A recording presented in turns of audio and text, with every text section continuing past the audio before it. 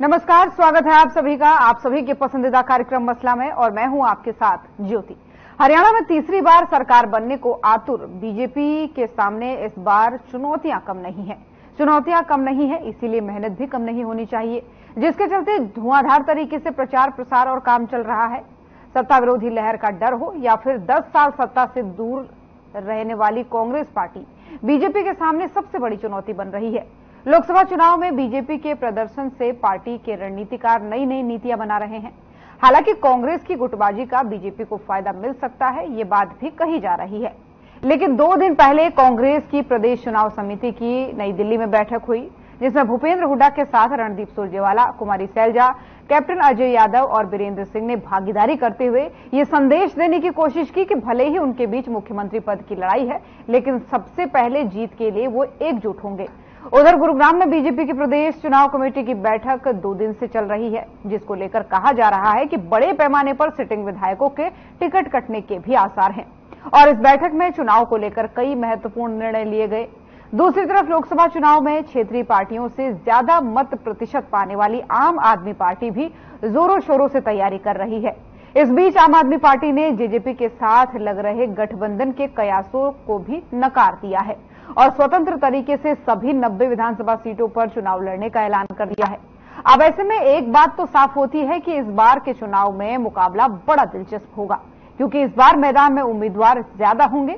लेकिन कौन बनेगा उम्मीदवार से विजेता, ये तो देखने वाली बात होगी।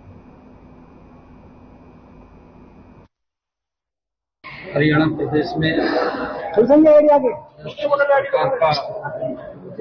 भारतीय जनता पार्टी नरेंद्र मोदी जी के नेतृत्व में जब तीसरी बार नरेंद्र मोदी जी ने शपथ लिया है, हरियाणा में लोगों का जो माहौल है, जो उनका रिस्पॉन्स है, तीसरी बार भारतीय जनता पार्टी की सरकार बन रही है, उसको लेकर के सारी संगठनात्मक और व्यवस्थाओं को लेकर के चर्चा चल रही है।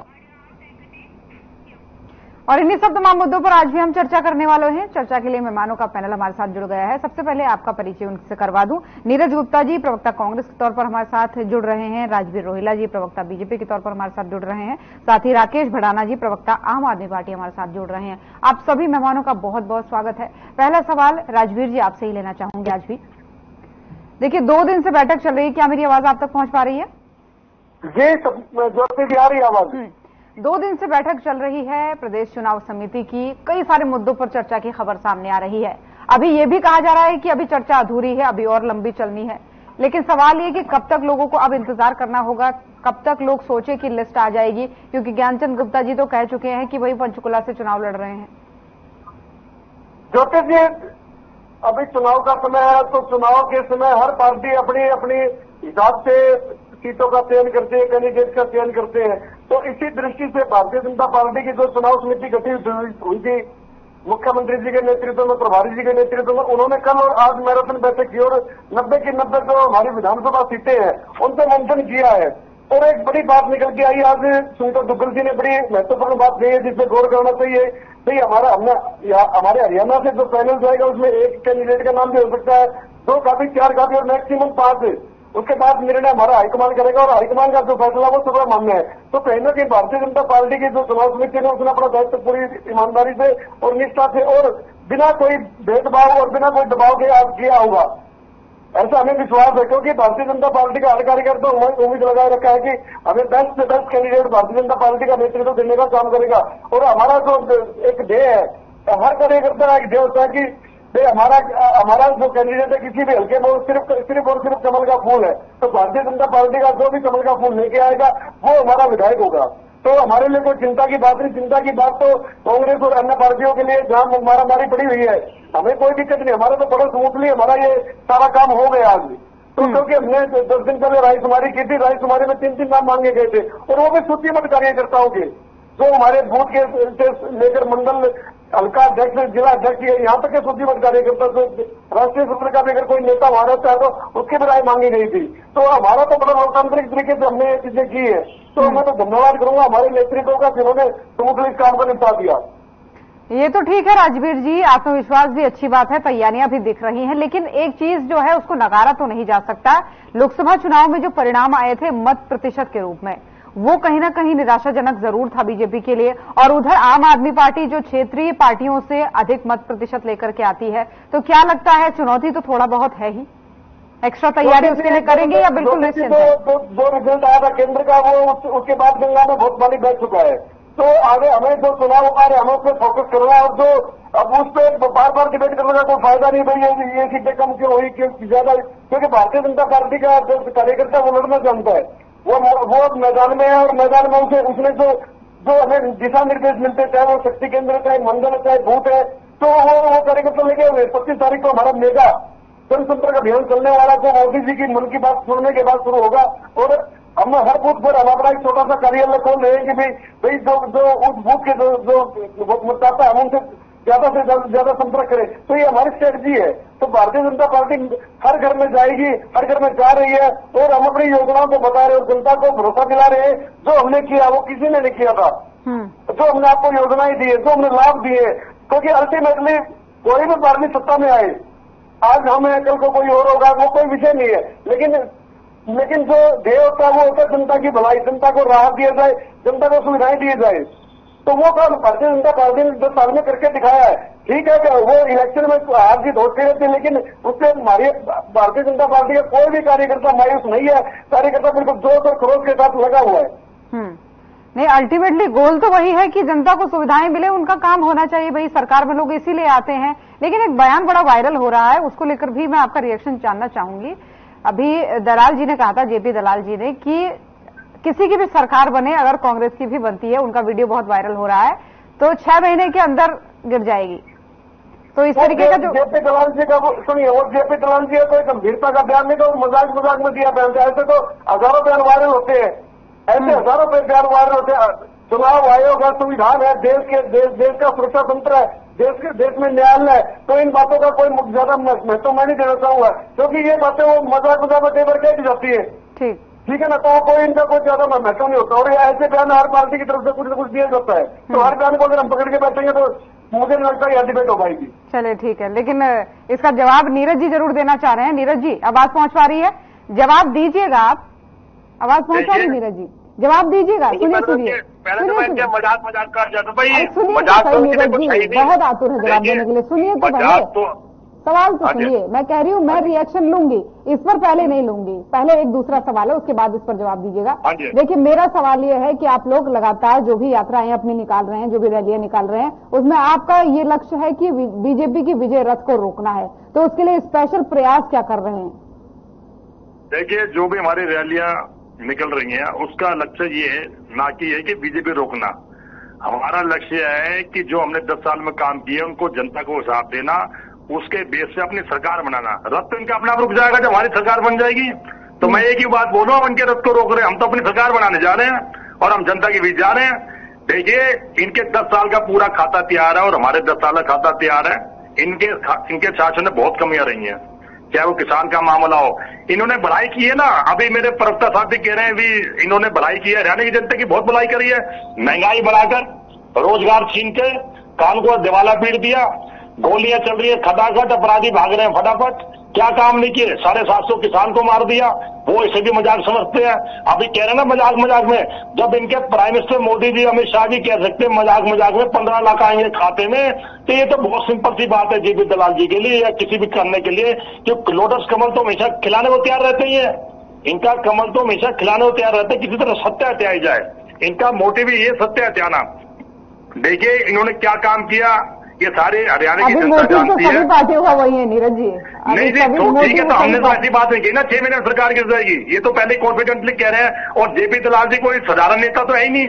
मैं बीजेपी प्रवक्ता साथी से पूर्ण जिम्मेदार नेता है। जब उन्होंने कोई बात कही है तो गहराईपूर्ण बात कही होगी ना, या एक बात ये तो बात साबित होगी उनके प्यार से कि उनकी सरकार बनने वाली है, कांग्रेस सरकार बनने वाली है, उसको गिराने का षड्यंत्र अभी से रच रहे हैं। ये तो इनको पूछना चाहिए जेपी दलाल जी से, या पार्टी को संज्ञान लेना चाहिए, आपने ऐसा बयान क्यों दिया।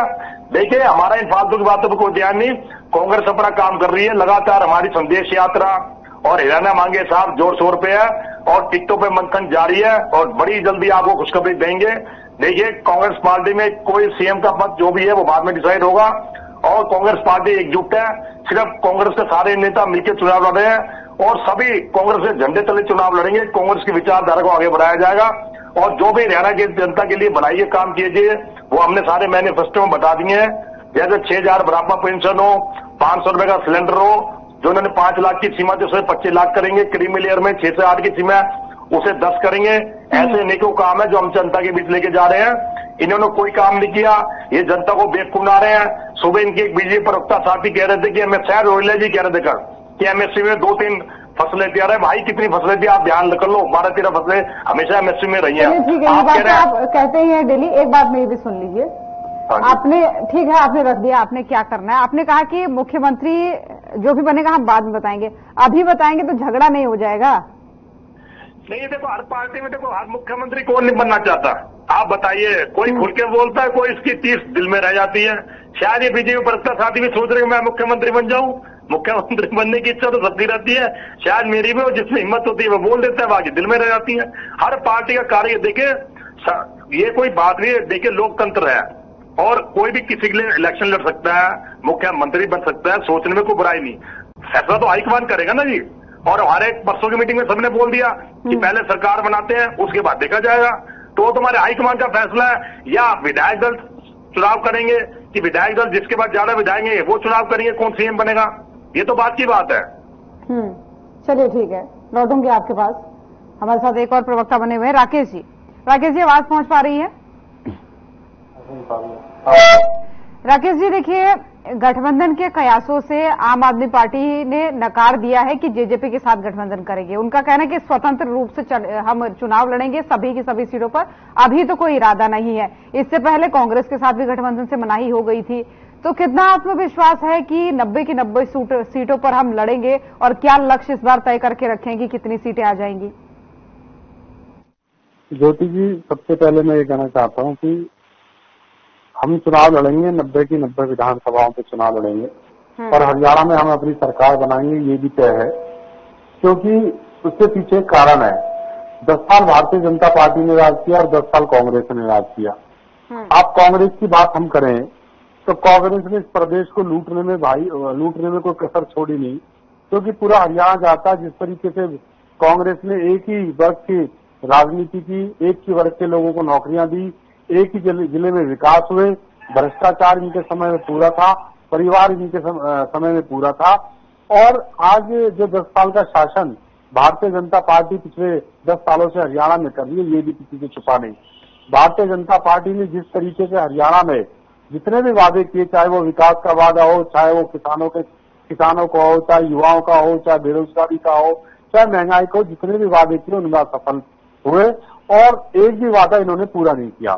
और आज अगर हम आम आदमी पार्टी की बात करें, देखिए हरियाणा जो है वो चारों तरफ से पंजाब और दिल्ली से घिरा हुआ है।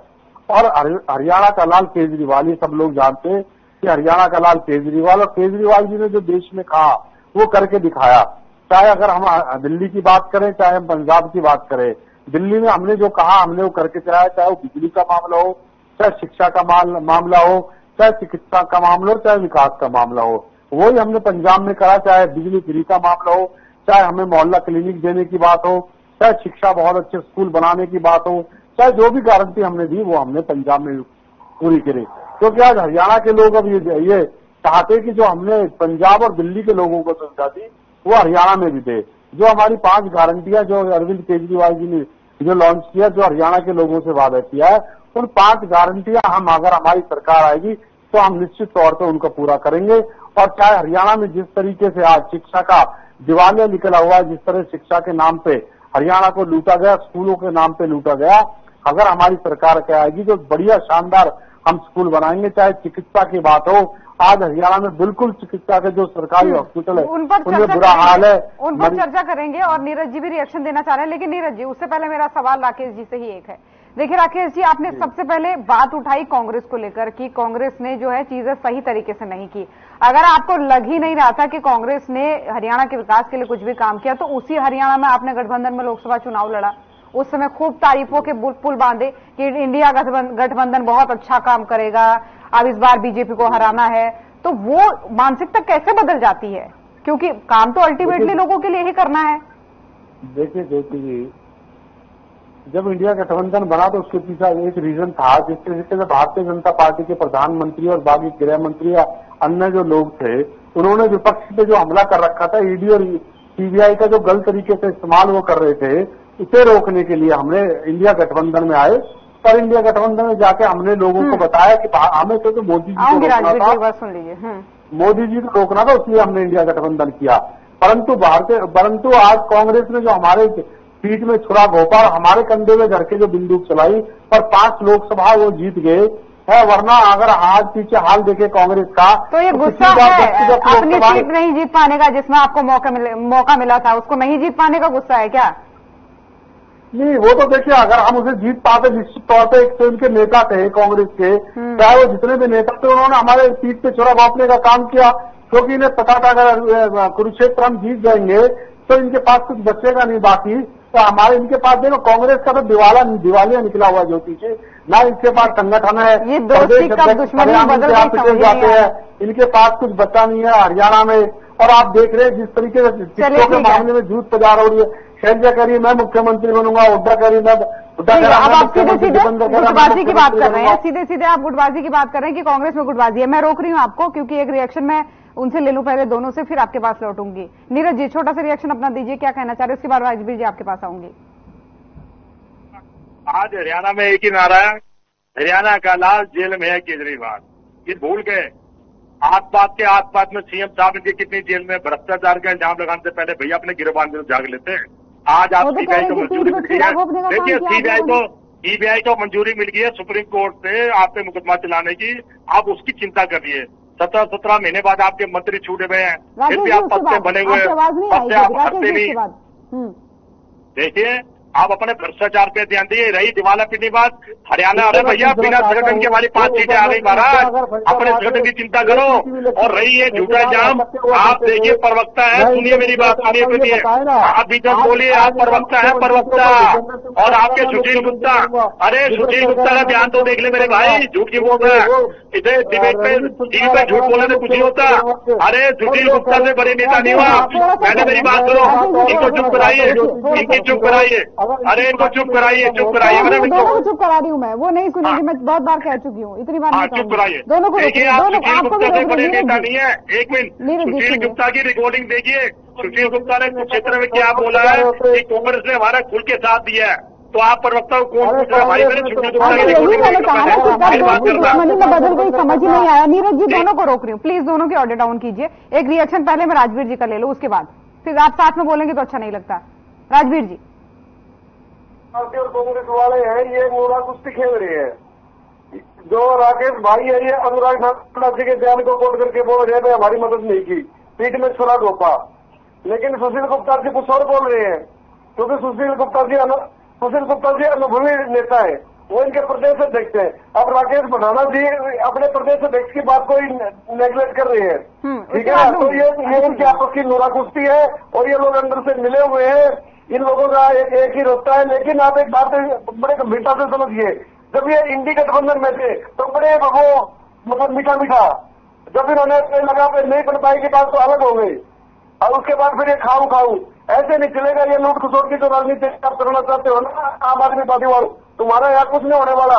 तुम्हारे नेता जेल में है, कोई बेल पे है, कोई हिसाब किताब है नहीं। हरियाणा में आपने 2019 में भी चुनाव लड़ा था, जमानत जब्त हुई थी आप लोगों की, कुछ भी आपकी 5,000 वोट भी नहीं आने वाले किसी विधानसभा में। आप लिख लो ये बात, क्योंकि आपके जो नेता थे सारे चले गए, आपके नेता छोड़ के जा चुके हैं, आपके पास कुछ भी नहीं बचा। और ये हरियाणा है, हरियाणा तो अपना हिसाब मिलाता अपने आप। अब चलिए, आएंगे नहीं आएंगे ये फिर डिसाइड होगा। समझ गई आपकी बात को, समझ गई। राजवीर जी रोक रही हूँ। हाँ, अब जवाब दीजिए, राकेश जी की आवाज बढ़ा दीजिए। राकेश जी, अपनी हर डिबेट में कहता हूँ कि भारतीय जनता पार्टी और कांग्रेस ये दोनों ही एक ही थाली के चट्टे बट्टे, ये एक ही साथ मिले हुए हैं, बी का काम करते हैं। आज इनकी इस बात से पता चल गया। जेपी दलाल तो ये कहते हैं कि कांग्रेस की सरकार बनेगी और भूपेंद्र सिंह हुड्डा ये कहते हैं कि बीजेपी की सरकार बनेगी। अभी इनके दोनों के बयान आए हैं। आप देखिए, जब मैंने कांग्रेस पे हमला किया तो भारतीय जनता पार्टी के जो प्रवक्ता है उनके इतनी मिर्ची लग गई कि वो जो कांग्रेस के प्रवक्ता उनके पक्ष में आ गए। मैं जानता हूँ कि आप नहीं, बयानों की विरोधाभास है, बयानों की विरोधाभास तो आम आदमी पार्टी से डर लगता है, चाहे वो कांग्रेस हो चाहे बीजेपी हो, ज्योति जी कांग्रेस आम आदमी पार्टी से और अरविंद केजरीवाल जी से डर लगता है। ये निश्चित तौर पर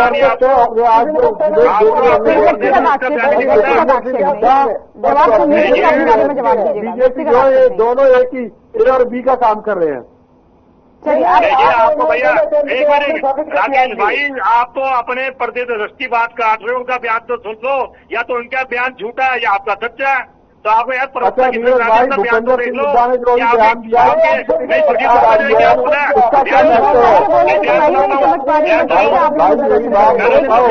भूपेंद्र सिंह हुड्डा ने बयान दिया और जेपी दयाल ने बयान दिया है, इसका क्या अर्थ है मुझे ये बता दो सिर्फ आप दोनों। इनको बयान चलवा दो, सुशील गुप्ता जी ने बयान पूछ लो अपना। मेरे भाई मैं एक ही करके पूछ रही हूँ, एक एक करके पूछ रहे, मैं समझ रही हूँ मुद्दा एक ही है तो उस पर तीनों बोल रहे हैं। राकेश जी सुनिए बात सुनिए, इस बात का सीधा और स्पष्ट जवाब दीजिए कि सुशील गुप्ता जी कहते हैं कि कांग्रेस ने हमारा समर्थन किया है चुनाव में, और आप कहते हैं कि कांग्रेस ने पीठ पर छुरा घोंपने का काम किया। इसको एक लाइन में समझाइए कि क्यों, कैसे, फिर उसके बाद मैं आप दोनों पे आऊंगी, अभी सुन लीजिए।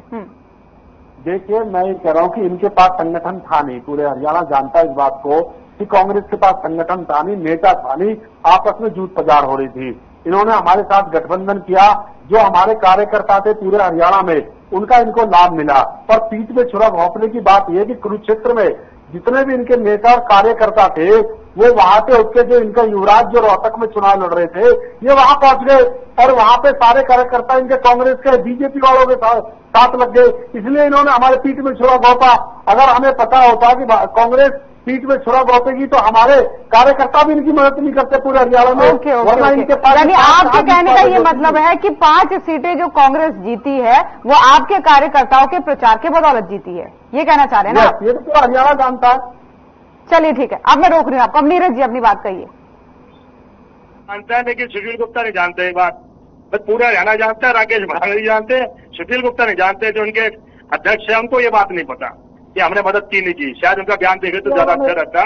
दूसरा भाई मेरे भूल गए 2019 में भी हमारा संगठन नहीं था, 32 सीटें आई, इन बातों छोड़ो, सारा संगठन आपका पानी पानी हो चुका, सब जनता जानती है। आपका संगठन नाम की चीज नहीं है। मैं फरियाद की बात करूं, फरियाद के सारे बड़े नेता जान चुके हैं, और आप भी पहले कांग्रेस में ही थे और आपको छोड़ के सारे नेता जान चुके हैं, और आप खुद खाली हैं इस समय। आपके दाएं भाई के साथी सब बीजेपी में जा चुके हैं या दाएं भाई पार्टी में आ चुके हैं, तो इन बातों का कोई लाभ नहीं। पहले आप अपने बयान को पढ़िए, या अपने सुशील गुप्ता जी ने पूछिए कि मुझे कौन सा बयान देना है कौन सा नहीं देना, या तो उनकी बात गलत है या आपकी बात सच्ची है, या आप आपस में फैसला कर लो क्या बात है। आप देखिए, आप मुद्दे की बात है, विधानसभा चुनाव की बात है, आप विधानसभा चुनाव की बात कीजिए। राकेश जी अपनी बारी में अपना सवाल बोलिएगा, मैं समझ रही हूँ, अपनी बारी में अपना सवाल बोलिएगा। देखिए आप मुद्दा है विधानसभा चुनाव का, ये आज तो फालतू की बात में टाइम खराब हो जाएगा, विधानसभा चुनाव की बात करते हैं। देखिए कांग्रेस, चलिए ठीक है, मैं लौटूंगी, आप विधानसभा चुनाव की बात करेंगे क्योंकि मुद्दा काफी गंभीर था और काफी दिनों बाद आम आदमी पार्टी के प्रवक्ता जुड़े थे तो ये बात आ गई। खैर ठीक है, मैं आऊंगी, लौटूंगी। राजवीर जी कोई रिएक्शन इस बात पर देना चाहेंगे? आप बीच में बोल रहे थे, आपकी आवाज नहीं आ रही थी, फिर मैं आगे बढ़ूंगा। ध्यान से समझने वाली बात है, एक्चुअली प्रॉब्लम क्या है, ये लोग अंदर से एक है, जब ये हिंदी गठबंधन से ऐसे तो गठबंधन होता नहीं, कुछ बातें तो सेम होती है ना। अब मेरे को राकेश भाई की बात में हंसी आ रही है। भाई सुशील गुप्ता ने जब चुनाव का रिजल्ट आया तो 3 दिन बाद बोला कांग्रेस ने हमारी पूरी मदद की। अब तुरंत प्रभाव से इमरान खान का ट्वीट भी आता है और उन्होंने कई प्रेस कॉन्फ्रेंस भी की थी, वहां बोलते पीठ में चुनाव होता है। अब या तो सुशील गुप्ता जी का वो प्रदेश अध्यक्ष नहीं मानते, या अनुराग ठाकुर जी की कोई अपनी अलग लाइन है, और अनुराग ठाकुर जी की लाइन पर राकेश भाई चल रहे हैं। तो ये साबित हुआ कि अनुराग ठाकुर की बैटिंग कर रहे हैं, इन्हें अपनी पार्टी से कोई मतलब नहीं, प्रदेश अध्यक्ष से कोई मतलब नहीं। चलिए ठीक है, अब मैं वापस राकेश जी आप ही के पास आना चाहूंगी। देखिए ये तो हो गई, चलिए लोकसभा में क्या हुआ क्या नहीं हुआ, अब वो कैसे दोस्त दुश्मन बन गए ये तो आप ही लोग समझ सकते हैं, आप ही की पार्टियां समझ सकती है।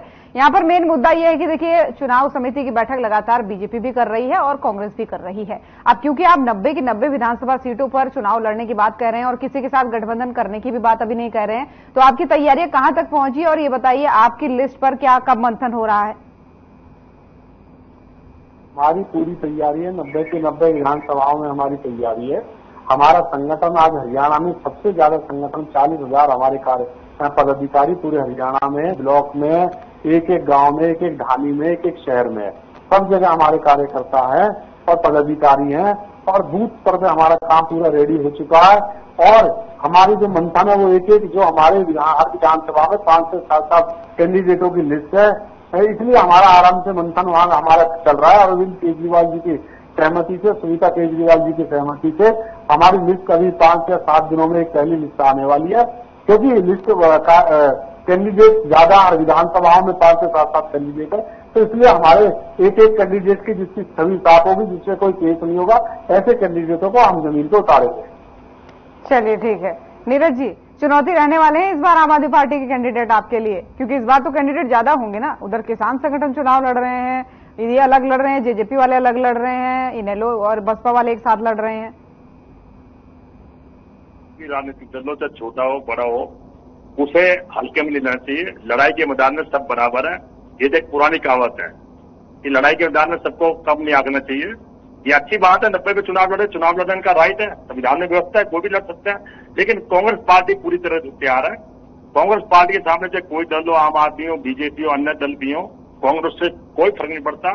कांग्रेस का पूरा खासा तैयार है और हम जनता के बीच लगभग मेरे हिसाब से 30-35 हम विधानसभा कवर कर चुके हैं। बाकी के दिन में और भी कवर हो जाएगी। अभी आचार संहिता भी लगी है, तो उसके कारण कुछ लिमिटेशन भी आ रही है। जगह जगह हम प्रचार बोर्ड कर नहीं सकते। जल्दी ही आपको 5-6 दिन में हमारी पहली लिस्ट जारी हो जाएगी और 4 या 5-6 तारीख तक हमारी पूरी 90 लिस्टें जारी हो जाएंगी। और मुझे विश्वास है हरियाणा की जनता के इनपुट पे 36 बरादरी का समर्थन निश्चित तौर पर कांग्रेस से प्राप्त होगा। लेकिन मैं फिर भी एक बात कहूंगा, ज्यादा घमंड से नहीं बोलता। देखिए, लोकतंत्र में जनता मालिक है। राजा से रंग से राजा बनते देर नहीं लगती, तो ये जनता फैसला करेगी। जनता सभी दलों के मैनिफेस्टो को देखेगी, सभी दलों को आंकेगी। कोई बेवकूफ नहीं है जनता, हरियाणा की पढ़ी लिखी जनता है। तो जनता पे फैसला छोड़ता हूँ। जनता का जो भी आदेश होगा वो हमें सुरक्षित होगा कि हमारी सरकार बनेगी या हम विपक्ष में रहेंगे या मजबूत पक्ष की भूमिका में रहेंगे। अच्छा, तो मतलब अभी से दोनों ऑप्शन लेके चल रहे हैं, मतलब पूरा आत्मविश्वास नहीं है सरकार बनेगी। देखिए, पूरा विश्वास तो कितने घमंड नहीं रहना चाहिए। घमंड तो राम कभी नहीं चला। अब घमंड से तो ये भी नहीं कह सकते 10 साल इनकी सरकार है, 10 साल तो हमने भी शासन करा, ये तो वक्त बताएगा। अब वहां तो घमंड तो कभी करना नहीं चाहिए। जनता अक्षरों का नशा उतार देती है। जनता ने केजरीवाल जी का क्या हाल हो गया, आप देखिए, सारे जेल में पड़े हैं। बताइए, बेल नहीं मिल पा रही उनके। और इनके आगामी कैंडिडेट बता दूं मैं आपको, देखिए, आम आदमी के आगामी कैंडिडेट मनीष सिसोदिया हरियाणा से लड़ेंगे, संजय जी हरियाणा से लड़ेंगे और एक जैन साहब है वो हरियाणा से लड़ेंगे। हरियाणा में इनके पास कैंडिडेट नहीं है, हरियाणा में इनके पास कैंडिडेट नहीं है भाई।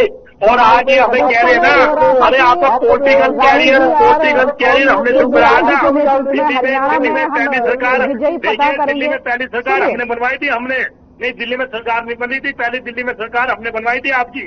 और हमारे अब एहसान बाद में गिनवाइएगा, पहले सवाल तो सुनिए ना। एहसान बाद में गिनवाइएगा, पहले सवाल सुनिए। अभी आप कह रहे हैं केजरीवाल जी जेल में है, उस समय आप क्या कह रहे थे जब प्रचार कर रहे थे, डिबेट्स में बैठ रहे थे? ये तो झूठी रणनीति बनाई गई है उनको जेल में डालने की, कोई आरोप नहीं है। ये क्या है, मतलब समझ नहीं आता नीरज जी। आप ही लोग ये बात कहते हैं, आप ही लोग वो बात कहते हैं। आप तो आप ही है ना, चाहे आप 6 महीने बाद बैठे हैं यहाँ पर, चाहे साल भर बाद बैठे हैं। किसी डिबेट में मैं कटाक्ष नहीं करता आम आदमी पार्टी पे। कोई ना कोई सॉफ्ट कर रहा है, इनको नहीं पता, अभी इनको हाईलाइट की बात नहीं पता। इन्होंने कटाक्ष करने में मजबूर किया। उससे पहले मेरे कटाक्ष नहीं करता। आज इन्होंने बच्चा छोड़ा भ्रष्टाचार को, तो मजबूरी में बोलना पड़ा कि भाई अपने पहले भ्रष्टाचार को देखो, फिर हमसे बात करना। दिल्ली की सरकार हमने बनवाई, इनका पॉलिटिकल कैरियर हमने शुरू कराया, हमसे बात कर रहे हैं। हम पे भ्रष्टाचार को रोक रहे हैं। पहले सारा मंत्रिमंडल इनका भ्रष्टाचार में, जेल में है या बेल में है, वो तो कानून देखेगा ना उसका। हम तो इंडिया गठबंधन में साथी थे, और इंडिया गठबंधन में साथी इसलिए थे कि बीजेपी को सत्ता से दूर करना था। जो ये लूट खसोट बीजेपी का था कि लोकतंत्र खराब कर देंगे, उसको हमें दूर करना था। मैं तो किसी डिबेट में नहीं बोला, आज इन्होंने बोला तो मैंने उसका जवाब दिया। अब मैं क्या होता है नीरज जी, चाहे आप हो, चाहे कांग्रेस का कोई अन्य प्रवक्ता हो, चाहे कांग्रेस की पार्टी हो, अगर आप प्रतिनिधित्व कर रहे हैं एक पार्टी का, तो आपकी पार्टी का कोई भी प्रवक्ता बोले, इसका मतलब आपकी पार्टी बोल रही है। अगर आज इस बात की लड़ाई है तो भ्रष्टाचार तो सारी दुनिया देख लिया। थोड़ा सा मुद्दा गंभीर हो गया, आ रही हूँ। देखिए, भ्रष्टाचार देख रही है तो सारी दुनिया देख रही है किसने किया, ये बताने की जरूरत नहीं है। कोई ना कोई सच्चाई है तब तो जेल में है, वरना सारी कैबिनेट जेल में हो जाती है क्या? चलो एक आदमी जेल में, आप इस बात को खुलेआम कह रहे हैं कि आम आदमी पार्टी ने भ्रष्टाचार किया है इसलिए जेल में है। अब आपने यह बात बोली है, अगर आगे जाके आपका गठबंधन होगा तो फिर ये सवाल आप पर उल्टा पड़ेगा। देखिए जब उल्टा बने देखेंगे, अभी तो जब भ्रष्टाचार किया है तो किया है। चलिए ठीक है। राजवीर जी इस पर जवाब दीजिए, राजवीर जी इस पर जवाब दीजिए, उसके बाद राकेश जी आपके पास आ रही है इत्मीनान से। जो कांग्रेस और आम आदमी पार्टी है, ये पार्टी मैं फिर कहता हूँ एक है ये लोग। अब अगर मैं राकेश भाई की पार्टी की बात बताऊंगा तो राकेश भाई को भी बताऊंगा। गुजरात में ये लोग चुनाव लड़ने गए, इन लोगों के पैसे पकड़े गए, वहां इन लोगों के पैसे पकड़े गए, 156 मोबाइल लोगों ने जुड़ाए, और जो वॉलेंटियर इन्होंने पंजाब से, उत्तर प्रदेश से, हरियाणा से लेके वहां डाले हुए थे पेड जो इनके वर्कर होते हैं, तो उन लोगों ने एक हफ्ता पहले वहां से भागना पड़ा, उन लोगों ने वहां से भागना पड़ा। ये राकेश भाई आपको भी नहीं पता हुआ इन चीजों का, अंदर खाते क्या चलता है आपकी पार्टी में। आपकी पार्टी ने हरियाणा और पंजाब से ले जाके वो लोग वहां छोड़े, वहां पर उनकी जो आइडेंटिटी, एक वो चुनाव के तहत कानून अपना काम करता तो कोई बाहर का आदमी ना रहे, तो वहां उन लोगों ने मोबाइल भी तोड़े अपने, और वो लोग वहां से भागना पड़ा, क्योंकि आपका कोई जनाधार नहीं था। आप लोग एक इवेंट मैनेजमेंट करते हो, आप लोग एक ड्रामा करने की कोशिश करते हो, और उस ड्रामे में लोग कई बार फंस जाते हैं, कई बार रह जाते हैं। आपकी उत्तर प्रदेश में जमानत जब्त हुई, आपकी गोवा में जमानत जब्त हुई, आपने जहां जहां चुनाव लड़ा, आपने 2019 में यहां भी लड़ा था, आपकी उत्तराखंड में जमानत जब्त हुई, जबकि आप वहां कह रहे थे, आपने मुख्यमंत्री को अनाउंस कर दिया था, किसी मेरे को ध्यान नहीं कौन है वो आपका नेता, अब वो नेता हमारी पार्टी में आ गया, वो बीजेपी में आ लिया था वो नेता। तो ये चीजें दर्शाती आप लोग कोई सीरियस पॉलिटिशियन नहीं हो। आप लोग एक राजनेता कहते हैं अपने हरियाणा का, फिर राजनीति दाव की होती है, तो आप तो दाव लगाने की कोशिश कर रहे हो, लग गया तो ठीक है, नहीं तो जी हमें क्या जी, हम तो जी बस सेवा करने आए थे, लोगों ने नहीं माना, मैंडेट मंजूर है, तो 3-4 बातें आपके पास। तो आप मान के चलो, आप हरियाणा में आम आदमी पार्टी का किसी भी एक सीट पर जमानत भी नहीं बचेगी। मैं आपको खुले आपके चैनल के माध्यम से बता रहा हूँ, मैं कहीं भी लोगों का जनाधार नहीं है। और रही कांग्रेस की बात, अब कांग्रेस की भी मैं एक नई बात बताऊंगा आपको, आप लोगों को पता नहीं होगा। आप लोग एक जो कैंडिडेट है इनका, उसने 20-20 फॉर्म भरवा रखे अपने समर्थकों की, फिर वो इसके समर्थन में हमने मतलब पक्ष में हमें उठा रहे अपना ये पर्चा आवेदन, इसके पक्ष में हम नहीं करेंगे, इसके पक्ष में नहीं करेंगे। ये भी एक नई स्ट्रेटजी ना स्कैम कांग्रेस पार्टी ने हरियाणा में शुरू किया है। भाई मीडिया में दिखता रहेगा, भाई 25 से 60 लोगों ने भरा, कुछ नहीं है इनके पास। इन लोगों ने 200-400 लोगों को जो थापी मार रखी है, उन्हें ही रोकना। आने वाले चुनाव में जब इनकी टिकट अनाउंस होगी, उन्हें ही रोकना इनके नेतृत्व हो जाएगा, क्योंकि यहाँ जो कांग्रेस पार्टी के पास जो लोग आए हैं, वो लोग सिर्फ और सिर्फ चुनाव लड़ने के लिए आए हैं, और उन लोगों ने बागी सुर अपनाने शुरू कर दिए हैं। जैसे पेटवार ने क्या बोला आप सुन लेना, सोनिया दुहल ने क्या बोला, वीरेंद्र घोगड़िया ने क्या बोला, दिलबाग सिंधिल ने क्या बोला, ये सारी चीजें पब्लिक में उनके वीडियो घूम रहे हैं। बेरी में जो रणबीर काटन जी के खिलाफ जो पंचायतें हो रही है, शायद आपको नहीं पता। कुलदीप वोक्स के खिलाफ जिससे ठेकेदार ने जो पंचायत की है, वो शायद आपको नहीं पता। ये चीजें मैं बताता हूँ आपको, क्योंकि आप लोग तो ये समझ रहे हो बहुत कुछ हवा है, आपकी कोई हवा नहीं। आपके अंदर भी फूट है और बाहर भी फूट है। जनता आपकी लूट और घसुट की इस राजनीति को समझती है, और दोबारा आपको वापस सत्ता में आने का मौका नहीं देगी। चलिए, जनता किसको क्या समझती है और किसकी रणनीति को समझती है, ये तो आने वाला समय बताएगा। अब राकेश जी आपके पास आते हुए दोनों के सवाल का जवाब मेरा नाम लेके बोला है। मैं आऊंगी नीरज जी आपके पास है, लेकिन राकेश जी अब आपका टर्न है, अब अपनी बात रखिए, दोनों की बातों का जवाब दीजिएगा। दोनों की बातों को पहले मैं भारतीय जनता पार्टी की प्रवक्ता की बात का जवाब देना चाहता हूँ। ये गुजरात की बात कर रहे थे, वैसे मैं करना नहीं चाहता क्योंकि हरियाणा का मामला है, क्योंकि इनके पास बहुत लंबा मत खींचेगा, छोटा सा जवाब दीजिएगा। हाँ, मैं छोटा सा जवाब है। गुजरात में इनकी जनरल नॉलेज के लिए बता दूं मैं, 5 MLA और 42 लाख वोट हमें वहां मिली थी। दूसरी बात, हरियाणा की अगर हम बात करें तो अगर ये हरियाणा में इतनी बड़े सरकार बनाने वाले थे तीसरी बार, तो भ्रष्टाचार इन्होंने हरियाणा में चरम पे किया। उसका सबूत मैं इन्हें बता देता हूँ। 200 करोड़ का फैसलाबाद में घोटाला हुआ और उसकी फाइलें जब के मंत्री और MLA के नाम आने लगे तो उसकी फाइलें जला दी, उस कमरे में आग लगा दी। दूसरी बात, अगर ये हरियाणा में तीसरी बार सरकार बनाते, मनोहर लाल जी की 3-9.5 साल इन्होंने उससे राज कराया, मनोहर लाल जी खट्टर जी थे, और उसके बाद इन्होंने मुख्यमंत्री क्यों बदल दिया? मैं इनसे पूछना चाहता हूँ। जो आज के इनके मुख्यमंत्री है, उनकी विधानसभा है नारायणगढ़, तो नारायणगढ़ में 25,000 वोटों से हार गए। युवाओं को जितने वादे इन्होंने किया, इन्होंने कहा कि बेरोजगारी भत्ता 3,000 देंगे। आश्चर्य होगा इस बात के लिए कि जहां 25 लाख युवा हरियाणा में बेरोजगार है आज, पर 10 लाख युवा, 7.5 लाख युवाओं को बेरोजगारी भत्ता मिलता था, इन्होंने काट के 3.5 लाख पे कर दिया। अगर हम महिलाओं की इनसे बात मैं करना चाहता हूं कि आज हरियाणा में महिला सुरक्षा की ये बात करते थे, आज सबसे ज्यादा अगर महिलाओं पे अत्याचार हो रहे तो वो हरियाणा में, बेरोजगारी में हरियाणा नंबर 1 बना दिया। बहुत सारी ऐसी चीजें जो भारतीय जनता पार्टी के लिए मैं बोलूंगा तो समय है नहीं, क्योंकि समय कम बच रहा है, इसलिए मैं बताना चाहता हूँ भारतीय जनता पार्टी की जो सुई है वो 0 पे पड़ी हुई है। सेकंड में कांग्रेस की बात करना चाहता हूँ। अभी हमारे प्रवक्ता कांग्रेस के कह रहे थे, भ्रष्टाचार की बात कर रहे थे। अगर देश में हरियाणा में भ्रष्टाचार की अगर कोई जल्दी है तो वो कांग्रेस है। ये प्रूफ के साथ मैं बता सकता हूं, ताकि अगर ये भ्रष्टाचार की बात करते, कह रहे थे जेल में अरविंद केजरीवाल जी, तो राहुल गांधी जी पे जो मुकदमे दर्ज हुए थे जिन्हें वो जमानत पे हैं, तो इसका मतलब वो भी सारे सही है। अगर हमारे सही है तो पीछे क्यों भौंक रहे थे? अरे भारतीय जनता पार्टी सीबीआई और ईडी का दुरुपयोग करिए। सोनिया गांधी पे जो मुकदमे दर्ज हुए, इसका मतलब वो भी सारे सही है। अगर जो केस रॉबर्ट वड्रा पे दर्ज हुए वो भी सारे सही है, और जो भूपेंद्र सिंह हुड्डा पे जो सारे ईडी के और उसके केस दर्ज हुए वो भी सही है। इसका मतलब जो भारतीय जनता पार्टी कर रही है वो सही है। अगर हम पे वो लागू होता तो आप पे भी वो लागू होता। तो भ्रष्टाचार की जन्मी तो आप सब लोग हो, हम पे तो अभी को प्रूफ ही नहीं हुआ। अभी कोर्ट ने लताड़ा मनीष सिसोदिया के उसमें 17 महीने आपने जमानत जेल में बंद रखा, आपने क्या आपके पास है सबूत है? और इनसे मैं पूछना चाहता हूं कि जब इनकी सरकार थी, यार नीरज भाई आप सब जानते हो, आपके नेताओं ने जिस तरीके से भ्रष्टाचार करे, अगर लोहे की ग्रिल भी अगर फैसलाबाद में गुड़गांव में लगती थी तो वो रोहतक के ठेकेदार लिया करते थे। और सबसे ज्यादा अगर हरियाणा का विकास कहीं आपने कराया तो वो रोहतक में कराया। कौन सा ऐसा डिपार्टमेंट था जिसमें आपने चोरी नहीं की? सबसे ज्यादा बड़े चोर तो आप ही हो। कांग्रेस ने तो 70 साल देश के राज्य के लूट लिए, इस देश को कौन नहीं जानता? तो ज्योति जी मैं ये कहना चाह रहा हूं कि भारतीय जनता पार्टी और कांग्रेस दोनों एक थाली के चट्टे बट्टे हैं। दोनों ने हरियाणा को, देश को लूटने का काम करा, जो आज भी लूट रहे हैं, जिन्होंने पहले भी लूटे। और अब हरियाणा की जनता ये जान चुकी है, एक बार कांग्रेस एक बार बीजेपी। अब ये नहीं होगा। लोग अपने हितों के लिए, लोग शिक्षा के लिए, लोग चिकित्सा के लिए, लोग विकास के लिए अरविंद केजरीवाल जी को वोट देंगे और आने वाले समय में अरविंद केजरीवाल जी की सरकार बनेगी। ठीक है नीरज जी, वो तो आपको भारतीय जनता पार्टी के साथ जोड़ रहे हैं, आप उनको किसके साथ जोड़ रहे हैं? आम आदमी पार्टी वालों को इनको जोड़ने की जरूरत नहीं। तो भ्रष्टाचार के जनक हैं। देखिए गोवा का पैसा, इलेक्शन का पैसा कहाँ लगा दिया, उसके सारे प्रूफ मिल चुके हैं। गोवा में इलेक्शन में पैसा लगा दिया। इसलिए देखिए मेरी बात सुनिए, मैं इनकी बात को जवाब देना चाहूंगा।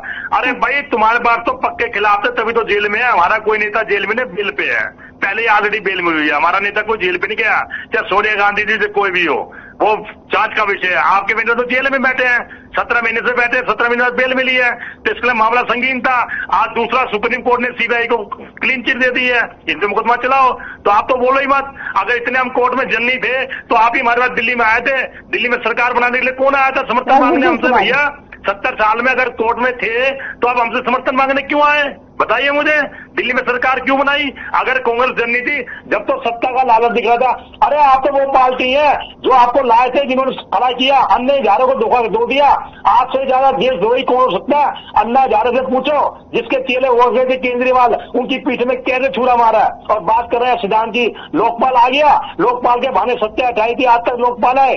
शर्म आनी चाहिए, आप बैठ के झूठ बोलते हो। आपकी पार्टी में कुछ नहीं बचा, ज्यादा घुंड में आने की जरूरत नहीं। बीजेपी की बात, बीजेपी अपने शासनकाल को याद करे, हमारी हवा है या नहीं वो जनता तय करेगी। भाई साहब अगर हमारी हवा नहीं है ना तो आपकी भी हवा नहीं है, चिंता मत करो। जनता अच्छों की हवा निकाल देती है और हवा निकाल भी चुकी है। और इंटरनल रिपोर्ट बता दूं आपको, एक मिनट मैं आपको एक रिपोर्ट बता देता हूँ। आपके जो आपके मुख्यमंत्री है ना, सेफ सीट की तलाश में है। पिछली बार रामविलास शर्मा जी कह रहे थे मैं जीत जाऊंगा, हरियाणा के अध्यक्ष से हार गए वो भी। इसलिए ज्यादा घमंड की बात मत करो, अभी पता चल जाएगा आने वाले टाइम में। घर की लड़ाई सड़क पर आई वाला किस्सा हो रहा है नीरज जी। हाँ देखिए, आपको परीक्षा देनी है, 4 तारीख को रिजल्ट आ जाएगा, पता चल जाएगा किसकी सरकार बनेगी किसका नहीं। जब तक काम कीजिए, सब जनता के बीच जाइए, अपनी पार्टी का काम रखिए, जनता तय करेगी। मैं ज्यादा घमंड नहीं करता, मैं अपनी पार्टी का फैसला जनता पे छोड़ता हूँ। जय हिंद, जय भारत, जय कांग्रेस। चलिए ठीक है, राजवीर जी कुछ कहना चाह रहे, उसके बाद राकेश जी, उसके बाद राजवीर जी की आवाज बढ़ा दीजिए। भाई अपनी पार्टी के अंदरूनी जो चलता इन चीजों में मेरे को पता है इनका के कविता ने एक्सेप्ट किया, बल लेन देन हुआ है शराब घोटाले में, ये आपको भी पता है। वो अंदर आप जेल में पीएमएलए में, और पीएमएलए ने खुद साबित करना पड़ता है कि मैं निर्दोष हूं, ठीक है ना। तो ये पूरा नेक्सस था भाई। आप मान लो आपकी पार्टी ने दारू का पैसे से गोवा में चुनाव लड़ा, ये क्लोजर रिपोर्ट में है, ठीक है ना। आप मान लो मेरी बात, आप पंजाब के जो बड़ा पंजाब का मॉडल बताते हैं ना, वहां नशा कितना है शायद आपको अंदाजा भी नहीं। हजारों वीडियो में दे सकता हूं आपको, आपके टाइम के वहां नशे पे कोई कंट्रोल नहीं किया आप लोगों ने।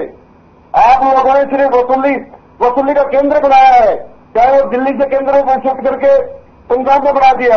आपने अपने एक नेता को वहां लगा रखा है, 84 सदस्य को लंदन घूम के आया था, ये आपको भी नहीं पता होगा। फिर वहां से वो क्या करता, क्या मैनेज करता है वहां से, ठीक है ना। तो आपको नहीं पता मेरे भाई, आपकी पार्टी एक सिंडिकेट है पूरा। वो तो बड़े पढ़े लिखे नहीं होते, ज्यादा पढ़े लिखों का गिरोह है आपकी पार्टी, ठीक है ना। तो जब भी तो अच्छी बात, आप प्रवक्ता है, आप काम कर रहे हैं, धीरे धीरे आपको आपकी पार्टी के असलियत का पता लगेगा। और कभी मेरे को जरूर बताओगे आप, तो मैं हमारी पार्टी में ऐसा हुआ था, मैं जानता हूँ, मैंने पता है इन बातों को, मैं सारा दिन ये चीजें देखता रहता हूँ, मैं कहा कौन सा चला रहा है। और भाई मैं तो नीरज भाई का फैन हूँ, मैं भाई सरकारी बोलता है, हमारी आवाज नहीं है, मैंने नहीं पता, मैं आम आदमी की पार्टी की भी हवा नहीं है। तो अच्छी बात है भाई, हवा होनी भी नहीं चाहिए, हवा में पंचर कर जाएगा, कोई पंचर कर जाएगा, ठीक है ना। तो जनता में काम कर रहे हैं हम लोग, जनता के लिए हमने सफल काम किया है, जनता को हम अपना हिसाब दे रहे हैं। और हाँ, जनता को हम अपना हिसाब दे रहे जनता, और हमें पूर्ण विश्वास है। देखो कोई भी पार्टी नहीं कहेगी, कोई मतलब है हम तो कि कोई भी किसी भी पार्टी की लड़ाई सत्ता तक पहुंच नहीं की है। तो भारतीय जनता पार्टी जो 10 साल से काम कर रही है, हमें पूर्ण विश्वास है, जनता हमें आशीर्वाद देगी। चलिए, ये विश्वास सभी पार्टियों को होना चाहिए, अच्छी बात है। जो कांग्रेस वाले मेरे साथी हैं नीरज, मैं अपना 10 साल का आपने विश्वास देना चाहिए था। चलिए ठीक है, राजवीर जी ने इतनी बातें बता दी, वो कह रहे किसी को नहीं पता, वो बता रहे हैं आपको, दुनिया भर की बातें बता दी। चलिए राकेश जी, अब अपना पक्ष रखिए और ये भी बताइए कि आपको क्या लगता है किसके साथ आपका कंपटीशन है, क्योंकि दोनों आपको कंपटीशन से बाहर रख रहे हैं, कह रहे आपके साथ हमारा कोई कंपटीशन ही नहीं है। ज्योति जी, एक कहावत है कि वो भी बोले छाननी जिसमें 100 छेद है, ये भारतीय जनता पार्टी वाले आज उसको बात कर रहे हैं भ्रष्टाचार की, जिनमें 1000 छेद है। मैं इनसे हरियाणा में पूछना चाहता हूँ, आपने शराब की बात करें, शराब घोटाला कोरोना के टाइम में अगर कितना हुआ ये सब लोग जानते हैं, पूरे हरियाणा के युवाओं के शिक्षा के नाम पे जो आपने हरियाणा में लूट मचाई है, पूरा हरियाणा जानता है। फैजाबाद में 200 करोड़ का घोटाला करा, और जब मंत्री और एमएलए को नाम आने लगे तो उस फाइलों में आग लगा दी, सब लोग जानते हैं। स्मार्ट सिटी के नाम पे हरियाणा में करोड़ों रुपए आए, वो इनके नेता और एमएलए और मंत्री खा गए, मुख्यमंत्री खा गए, ये पूरा हरियाणा जानता है। कौन सा ऐसा विभाग है जिसमें इन्होंने घोटाला ना करा हो? जब ही तो आज ऐसे हालात हो गए हरियाणा में कि गांव में लोग इन्हें घुसने नहीं दे रहे हैं। गांव के बाहर पोस्टर लगा देते हैं कि भारतीय जनता पार्टी का कोई नेता इस गांव में प्रवेश ना करे। ये हमारे बारे में बता रहे हैं।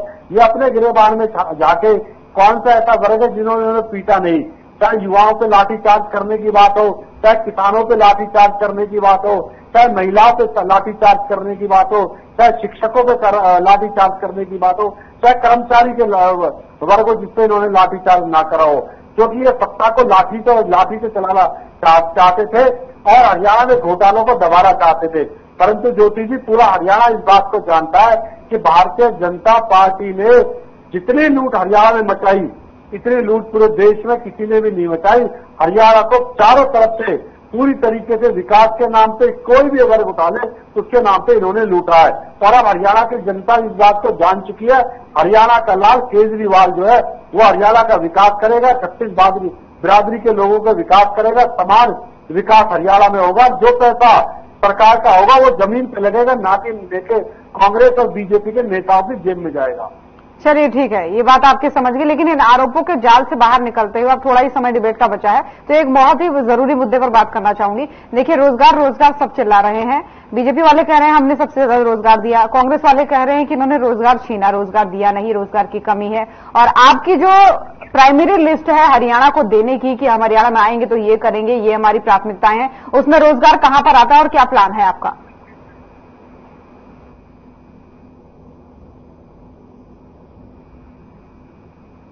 राकेश जी, आपको मेरा सवाल था, मेरी आवाज आ रही है आप तक?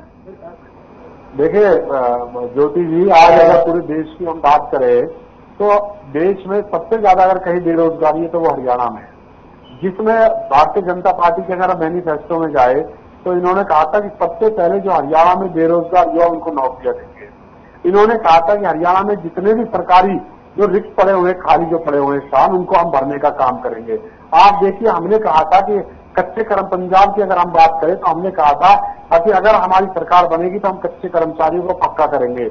आज देखिए, सबसे पहले भगवंत मान जी ने पहली कलम से 35,000 जो कच्चे कर्मचारियों उन्हें पक्का करने का काम करा था। और आज अगर देखिए कि पंजाब में जो युवाओं को रोजगार देने की बात की थी तो हम पूरी तरीके से उस अपने वचन पे खड़े हुए रोजगार दे रहे हैं। अगर हरियाणा में अगर हमारी सरकार बनी तो हम पहली कदम से जो हरियाणा में 25 लाख जो युवा बेरोजगार है उनको हम नौकरी देने का काम करेंगे, क्योंकि हरियाणा में हर विभाग में सबसे ज्यादा नौकरियां खाली पड़ी हुई है जिन्हें भारतीय जनता पार्टी और कांग्रेस ने भरा नहीं है। हम उनको भरने का काम करेंगे। ऐसी व्यवस्था हरियाणा में बनाएंगे, लूट की व्यवस्था नहीं जो कांग्रेस ने पर भारतीय जनता पार्टी ने मचाई थी वो व्यवस्था नहीं। हम हरियाणा के युवाओं को नौकरी देने का काम करेंगे। अरविंद केजरीवाल जी के जो नीतियां है उनमें कोई भी बेरोजगार हरियाणा में बचेगा नहीं और जितने भी युवा जो है उनको हम रोजगार देंगे। चलिए ठीक है नीरज जी, अब इसी मुद्दे पर आपको चाहूंगी कि 2 मिनट आप भी बोले, आपका क्या प्लान है इस पर? सरकार बनते ही तो 2 लाख सरकारी पद खाली पड़े हैं, उनको पहले युवाओं पे भर्ती करेंगे। और दूसरा जो सफाई कर्मचारी ग्रामीण चौकीदार मनरेगा में है उनको पक्का करेंगे। देखिए रोजगार की समस्या तो है, जब हमारी सरकार थी हरियाणा रोजगार में प्रति व्यक्ति आय में और नंबर 1 था, कानून व्यवस्था में ही नंबर 1 था। आज तो इन चीजों का दिवाला पिट चुका है। ये बीजेपी प्रवक्ता ही मानेंगे। आप बीजेपी प्रवक्ता के साथ वो कहते हैं हमने ये काम किया वो काम किया। मैं इनसे पूछना चाह रहा हूँ, अगर इन्होंने अच्छा काम किया था 2019 में 40 सिमट गए, इनको तो आज और आपको भी इतनी खुश होने की जरूरत नहीं है। जो अभी आप आम आदमी पार्टी कांग्रेस पे कटाक्ष कर रहे थे, भैया मैं आपको भी अपना इतिहास याद करा दूं, जगपा और आप एक ही हो। आपने भी गठबंधन की सरकार चलाई है और ऑनलाइन कैमरे में आप भी जगपा और एक दूसरे को गाली देते हो। आज जगपा आपको गाली देती है, आप जगपा को गाली देते हो। ये तो गठबंधन की भैया समस्या है। जब गठबंधन टूट जाता है तो हर किसी को गाली देता है। थोड़ा सा प्यार जाग गया, खूब सुनाने के बाद थोड़ा सा प्यार जाग गया। गठबंधन पुराना आगे है तो पुराना गठबंधन ही। हाँ जी, देखिए तो ये सरकार, देखिए मैं एक बात और बता दूं, मुझे कहने में कोई नहीं, राजनीति संभावना खेल है। राजनीति में किसी भी संभावना से इनकार नहीं किया जा सकता। ये आप भी मानते हैं, राकेश भाई मानेंगे, मैं ही मानता हूँ और ज्योति मनी मानेंगे। इसलिए राजनीति में इतनी बड़ी बात नहीं बोलनी चाहिए। कल को क्या हो जाए क्या नहीं ये हमारे हाईकमान फैसला करते हैं। और इतिहास हमेशा ही बताता है कि राजनीति में किसी भी संभावना को इनकार नहीं किया जा सकता। लेकिन मैं फिर भी ये कहना चाहूंगा, छत्तीस बिरादरी के इनपुट पर मैं कह सकता हूँ, निश्चित तौर पे हरियाणा की जनता कांग्रेस को विश्वास देगी और निश्चित तौर पे कांग्रेस सरकार बनेगी। इससे ज्यादा मैं कुछ नहीं। रोजगार के मुद्दे पर राजवीर जी, उनका कहना है कि सरकारी पद भरेंगे और जो सफाई कर्मी हैं उन सभी को पक्का करेंगे। तो आपका जो चार्ट बनेगा या आपका जो पॉइंट ऑफ व्यू है आने वाले कार्यकाल में अगर आपको मिलता है तो क्या आपका भी यही टारगेट है या आपके टारगेट में और क्या चीजें शामिल हैं? सेवा होता है हमेशा ही, हम तो सेवा करने के लिए आए हैं। एक बात, दूसरी बात, हमने तो नौकरियां दी है, हमने को जो पैरामीटर सेट किया है। मैं तो सिर्फ कांग्रेस से भी कभी पूछूंगा सवाल, भाई आप लोग नौकरी के किस पैरामीटर पर दोगे? वो पर्ची कर्ची लेके दोगे, बैग लेके दोगे या मेरिट से दोगे? तो वो इन्होंने तय करना हो चुके। अभी क्या करें हम फॉर्म भरेंगे, वो डी पार्क में लिस्ट बनेगी या दिल्ली कोठी में बनेगी, वो तो आपने बताना है अगर आपकी सरकार आती है तो। लेकिन भारतीय जनता पार्टी ने जो पैरामीटर सेट किए हैं उन्हीं पर सरकार चलेगी। रोजगार प्राथमिकता के आधार पर दिया जाएगा और देंगे। ये सक्षम के योजना के आधार पर हमने दिया। इनको देखा क्यों नहीं रहा है? सब रोजगार पर ही कटाक्ष कर रहे हैं, रोजगार नहीं मिल रहा है, ज्योति जी मैं बिल्कुल नम्रतापूर्वक कहना चाहूंगा, मैं दोनों भाइयों से कहना चाहूंगा, मेरे गाँव में रहता हूँ, तुम आप लोग क्या मेरे नहीं बोले, मैं तो ज्यादा पता निकाले नहीं हूँ, लेकिन मैं बेसिक जानता हूँ।